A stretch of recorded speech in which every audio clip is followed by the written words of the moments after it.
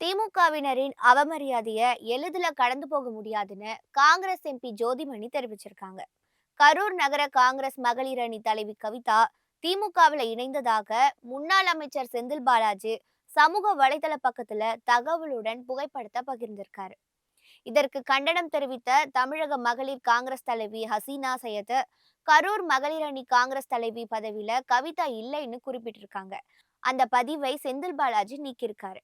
இந்த நிலையில திமுகவினரின் அவமரியாதையை எளிதில கடந்து போக முடியாதுன்னு கரூர் தொகுதி காங்கிரஸ் எம்பி ஜோதிமணி தெரிவிச்சிருக்காங்க. இது குறித்து அவர் வெளியிட்டுள்ள அறிக்கையில, கூட்டணி தர்மம் என்பது இரண்டு பக்கமும் இருக்கணும். அமைச்சர்கள் மற்றும் திமுக நிர்வாகிகள் காங்கிரஸ் கட்சியை பொதுவெளியில அவமதிப்பதை ஒருபோதும் ஏற்றுக்கொள்ள மாட்டோம்னு தெரிவிச்சிருக்காங்க. கூட்டணியில இடம் பெற்றிருப்பதற்காக எந்த சூழலிலும் சமரசம் செய்து கொள்ள முடியாதுன்னு அவங்க குறிப்பிட்டிருக்காங்க. கூட்டணிக்குள் இது போன்ற கசப்பான சம்பவங்கள் இனிமேல் நடக்காமல் பார்த்து கொள்ள வேண்டும்னோ, இது குறித்து முதல்வர் ஸ்டாலின் கவனத்திற்கு காங்கிரஸ் தலைவர் செல்வ பெருந்தகை எடுத்து செல்வார்னு நம்புவதாகவும் ஜோதிமணி தெரிவிச்சிருக்காங்க.